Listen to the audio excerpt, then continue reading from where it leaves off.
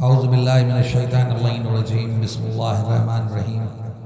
الحمدللہ الذی ہدانا لہذا وما کنا لنہتدی لولا ان ہدانا اللہ لقد جاءت رسول ربنا بالحق والصلاة والسلام علی رسول الثقلین ومحبوب رب المغربین والمشرقین جد الحسن والحسین بالقاسم محمد وَإِلَى بَيْتِهِ الطَّيِّبِينَ الطَّاهِرِينَ مِنَ الْمَعْصُومِينَ مِنْ يَوْمِنَا هَذَا إِلَى قِيَامِ يَوْمِ الدِّينِ أَمَّا بَعْدُ فَقَدْ قَالَ اللَّهُ تَبَارَكَ وَتَعَالَى فِي كِتَابِهِ الْمَجِيدِ وَالْفُرْقَانِ الْحَمِيدِ وَقَوْلِهِ الْحَقُّ وَهُوَ أَصْدَقُ الصَّادِقِينَ بسم اللہ الرحمن الرحیم رضوان من اللہ اکبر صلوات بھیج دیجئے بیٹھ جائیں اگر بیٹھ سکے میں کہہ نہیں سکتا کہ آپ بیٹھ جائیں کیونکہ زمین پر بیٹھنا ہمارے لیے سعادت ہے لیکن اگر پاکیزگی کا خیال رہے بس کیونکہ ہم یہاں پر جو تہذیب اعضاء لے کر آئے ہیں اسی تہذیب اعضاء کو لے کر آگے جانا ہے اور 1400 سالوں سے ہمارا یہ سلسلہ یہ سفر معدد جو جاری اور ساری ہے وہ اسی بات کی نشاندہی کرتا ہے کہ ہم تہذیب عزاداری کے سائے میں اور اس کے آئین کے سائے میں اپنی زندگی گزارتے ہیں میں نے جس مختصر سی آیت کو سرنامہ سخن قرار دیا اس میں پروردگار ارشاد فرما رہا ہے کہ رضوان من اللہ اکبر اللہ کی تھوڑی سی رضا انسان کے لیے بہت ہے یعنی اگر اللہ کسی بندے سے تھوڑا سا راضی ہو جائے تو اس کی زندگی اور آخرت کے لیے دونوں کے لیے بہت بہتر ہے اب جس بندے سے پروردگار راضی ہو اور کہہ رہا ہو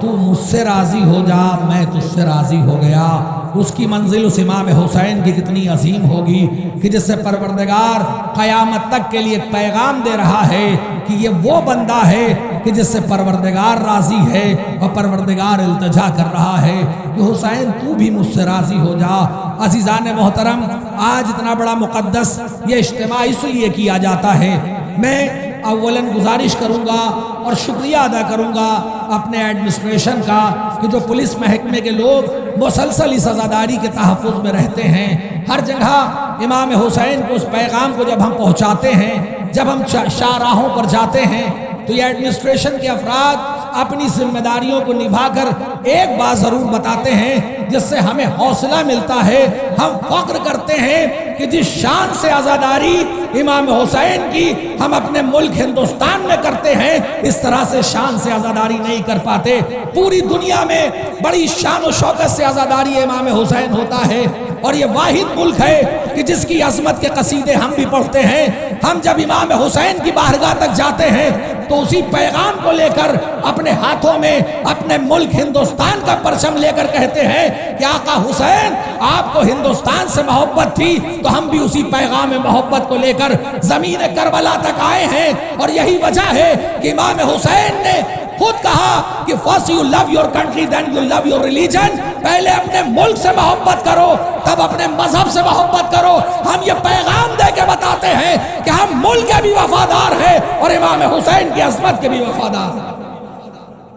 عزیزان محترم یہ وہ واحد مقدس جگہ ہے کہ جہاں پر کسی مسلک کی قید نہیں ہے کسی مذہب کی قید نہیں ہے ہندوستان کی نہ جانے کتنی سرزمین ایسی ہے جہاں پر امام حسین کو بابا کے نام سے جانا جاتا ہے کہیں امام حسین کے اس محرم کو داہا کہا جاتا ہے ہم بڑے فخر سے کہہ سکتے ہیں کہ ہندوستان کا بچہ بچہ نام حسین کی تسبیح پڑھتا ہے اور پنڈت رام ناتھ نے تو یہاں تک کہہ دیا کہ ہندوستان کا ایک ایک ہندو حسین کے در پر اپنے سر کو نوا کر یہ آواز دیتا ہے کہ ہندوستان مانوتا کے اس مخالف انسان کے خلاف آواز اٹھاتا ہے جسے یزید کہتے ہیں اور حسین کی عظمت کو آشکار کرتا ہے یہ اس بات کا پیغام ہے کہ جلوہ حق کے لیے شاہد عینی ہوگا کوئی ہندو نہ تو مسلم نہ تو جینی ہوگا سر جھکا دے گا جو آ کر سر درگاہ حسین کسی مذہب کا ہو لیکن وہ حسینی ہوگا یا علی زندہ آباد زندہ آباد زندہ آباد مردہ آباد مردہ آباد یا علی امام حسین کی عظمت کے قصیدے پڑھنے والوں، امام حسین نے قیامت تک کے لیے اپنے سفر کو دنیا سے پوشیدہ نہیں رکھا، بلکہ دنیا کو بتا دیا ہمارا مقصد کیا ہے، ہم کس مقصد کے سائے میں آئے ہیں اور کس مقصد کے سائے میں کربلا تک جا رہے ہیں۔ امام حسین کا جب پہلا قدم ولید کے دربار میں پڑا تو رات کا سناٹا ہو چکا تھا، ولید سو چکا تھا۔ ولید نے سوچا تھا کہ حسین خط لے کر کل آئیں گے، لیکن جو حق کے راستے پر چلتا ہے وہ بتاتا ہے ہم کل کا انتظار نہیں کرتے، ہم بادشاہ کے سامنے جا کر اپنی بات پیش کریں گے۔ اور جیسے ہی امام حسین اس ولید کے دربار میں پہنچے، ولید کو جگایا گیا، ولید سو رہا تھا۔ یعنی اب کہوں تو غلط نہ ہوگا کہ حسین کا پہلا قدم یزیدیت کے لیے بھاری ہے۔ اب یزیدیت کو قیامت تک نیند نہیں آنے والی ہے، کیونکہ حسین ولید کے دربار میں پہنچ گئے۔ عزیزان محترم، اور یہی وجہ ہے کہ ولید کے دربار میں امام حسین نے ایک جملہ کہا، مجھ جیسے تجھ جیسے کی بیعت نہیں کریں گے۔ امام حسین وہیں پر نہیں رکے، بلکہ امام حسین نے اس چیز کو قیامت تک بتایا کہ جو مجھ جیسی فکر کے مالک ہوں گے وہ بھی یزید جیسی فکر کے سامنے نہیں جھکیں گے۔ میں پوچھنا چاہتا ہوں، ہاتھوں کو جوڑ کے کہوں آقا حسین آپ اپنی گواہی دیجئے، آنے والے وقت میں گواہی کیسے دے رہے ہیں؟ تو شاید آقا حسین کہیں جو آنے والے وقت کی گواہی نہ دے سکے اسے حسین نہیں کہتے۔ آنے والے وقت کی گواہی حسین نے دی، بتایا کہ زمانہ بدلے گا،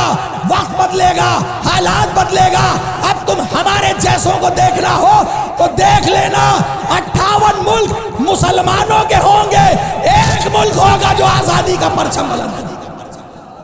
وہ ملک ہوگا ایران، جس نے اپنی عظمت کو دنیا کے سامنے پہنچا کے بتایا کہ حسین کا ماننے والا حق کے پرچم کو اپنے ہاتھوں میں لے کر آگے بڑھتا ہے۔ اور یہی وجہ ہے کہ آج دنیا سوچ رہی ہے یہ چند لوگ کیا کریں گے۔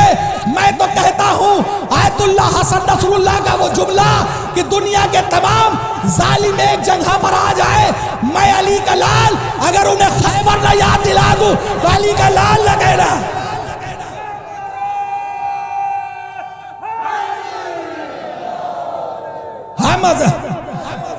ہم عزاداروں کو کمزور نہ سمجھے یہ دنیا، ہمیں میدان میں ابابیلوں کے لشکر کی طرح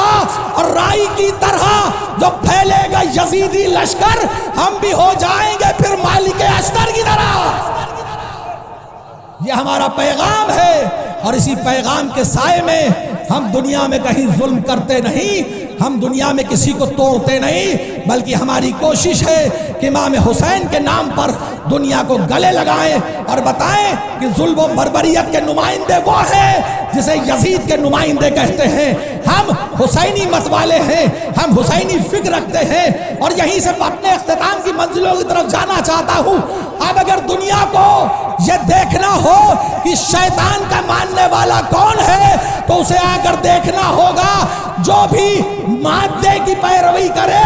مادے کی مخالفت کرے، کہے کہ علم کپڑے کا ہے، یہ لکڑی تو تابوت کی انسانوں نے کے ہاتھوں کی بنائی ہوئی ہے، تو سمجھ لینا وہ کوئی اور نہیں ہے، وہ شیطان کی اولاد ہے جو آج حسین کے اس مشن کے خلاف آواز دے رہا ہے۔ کیونکہ شیطان نے بھی اپنے پروردگار کے سامنے کہا تھا میں اس کے سامنے سجدہ نہیں کروں گا، یہ مٹی سے بنا ہے۔ آج حسینی فکر کو دنیا نے محسوس کیا، آج گلوبل ورلڈ پر آج دنیا ہم کو دیکھ رہی ہے کہ اگر آپ یوٹیوب پہ یا فیس بک پہ کہیں پہ بھی ایک بٹن کلک کریں اور اس میں یہ لکھیں کہ دنیا میں سب سے زیادہ بھیڑ ایک دن میں کہاں پائی جاتی ہے، تو دنیا میں کوئی اور جگہ نہیں، صرف حسین کی کربلا ہے، جہاں کروڑوں لوگ پہنچ کے آواز دیتے ہیں کہ حسین کی کربلا ہے۔ لوگوں نے کہا کربلا میں اتنی جگہ نہیں، 7 کروڑ 8 کروڑ لوگ آگے سے جاتے، ہم بتائیں گے کیونکہ حسین کی کربلا کو عباس نے اتنا بڑا کر دیا ہے کہ پوری دنیا کے لوگ آئے تو کربلا کی زمین ختم نہیں ہوئی۔ عزیزان محترم، لبیک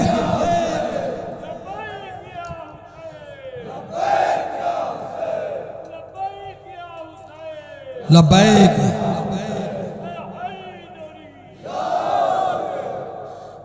عزیزان محترم، آج دنیا نے اسی سال دیکھا کیا عالم تھا۔ حج پر جانے والے کتنے مر گئے، پوری ان کی حکومت لگی رہتی ہے، کئی لوگ مر گئے، کوئی پوچھنے والا نہیں تھا۔ کھانے کا تو پوچھئے نا، لیکن امام حسین کی بارگاہ میں کروڑوں لوگ گئے۔ شاہد تاریخ کہ کسی سے بھی پوچھو، کوئی گرا، کوئی مرا، کوئی بھوکا رہا، امام حسین بتا رہے ہیں کہ جو دم تمہاری سرکاروں میں نہیں ہے وہ دم حسین کی مزاروں میں پایا جاتا ہے۔ یہ حسین کی عظمت کے شاہکار نمونے ہیں جو دنیا کو پیغام دے رہے ہیں، اتحاد کے سائے میں آؤ۔ امام حسین نے مانوتا کو بچایا تھا، امام حسین نے اہنسا کے پرچم کو بلند کیا تھا۔ یہی تو وجہ ہے کہ سیکنڈ ورلڈ وار کے بعد لوگوں نے جو پہلا نام اتحاد کے لیے اور اہنسا کے لیے پیش کیا ورلڈ میں، وہ جناب علی اصغر کا نام تھا۔ ان کے نام پر کہا گیا کہ آپ جنگ بند کریں۔ آج ہم دنیا سے ایک سوال کرنا چاہتے ہیں، آپ کے قریب اگر کوئی 6 مہینے کا بچہ آئے تو آپ کیا کریں گے؟ ہر انسان کہے گا ہم اسے پیار کریں گے، پانی پلائیں گے۔ ہم یہی تو 1400 سال سے کہہ رہے ہیں۔ اتنا بڑا ظلم حسین کے بچوں پر ہوا کہ 6 مہینے کے بچے کا سن کتنا، اس پر تیر سے شعبہ۔ اور اس کے بعد یہاں پر ظلم نہیں رکا، بلکہ اگر حسین نے اسے قبر کے حوالے کر دیا تو ظالموں نے اپنے ان منحوس ارادوں کے سائے میں علی اصغر کے لاشے کو نکالا اور ماں کے سامنے سر و تن میں جدائی کر دیا۔ میں پوچھنا چاہتا ہوں وہ ماں کیا کرے کہ جس کا 6 مہینے کا لال بھی کربلا میں مارا گیا اور جس کی 4 سال کی بچی زندان شام میں دفن ہوئی۔ ماتم حسین۔